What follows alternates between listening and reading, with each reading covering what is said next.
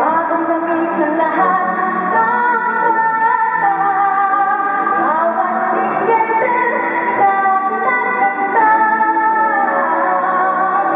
buong ang bibigyan. Habang oras ang kung ano pa, mga regalong kailangan palanggan.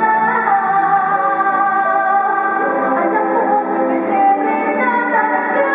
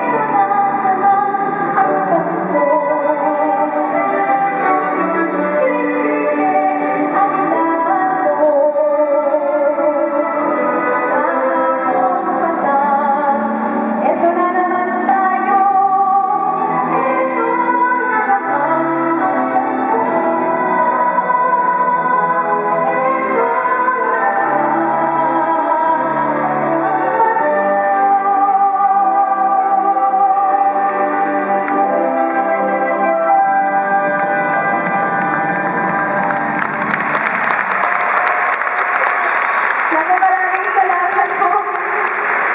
Alam niyo po, first time ko pong kantahin yun with the MSO and of course, Mr. Ryan Kayagab. It is such an honor to be here. Sobrang nakakalula po itong 1,000 piece. Ano ba, Mr. C? 1,000 person voices. Ayan, na choir.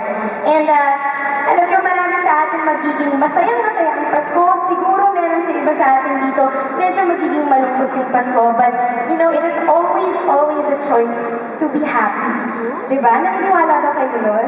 Yes. Na choice ang happiness o nangyayari na lang sa inyo na nalulungkot kayo so wala na kayong magagawa? Choice, diba? It is always a choice to be happy and it is always a choice to have a Merry Christmas. Kaya, alam niyo, sa dinami namin ng mga linya ng kantang yun, eto na naman ang Pasko na bagong kanta po. Ang pinaka-favorite ko po doon, kung line doon ay, may ibang amoy mula sa kusina, iba't ibang bango ng mga hinahanda. Sino pong kapampangan dito? May kapampangan po ba dito sa audience? Ayan, marami din. Ayan, ang mga kapampangan kung mahilig magluto, marunong kumain, talagang marunong magluto at kahit nagda-diet kayo o hindi, kahit sexy kayo o hindi, kung may sakit man kayo o hindi, alam nyo na, we all long for the delicious blessings of God. Sabi nga nila, God prepares us a feast, not just Christmas time, but every day of our lives. It is up to us na kunin yun, na i-accept yung blessing na yun. So, as we are excited to get the food delivered through the kitchen entrance, kung saan man kayo nakatira, kung sino man ang kasama nyo this Christmas, sana po tulungan nyo akong magdasal para po sa mga kabataang nagugutom po dito sa Pilipinas. And kung meron akong isang panalangin talagang the whole year round, sana wala na pong magugutom na tao dito lalo sa Pilipinas. So pag walang kumakalamang sikmura, alam po natin na hindi po kalmado ang loob ng lahat. Kaya mas madadala natin at lahat ng iba pang biyayang dala ng Pasko. So Merry Christmas in advance to you all and may you have a happy New Year.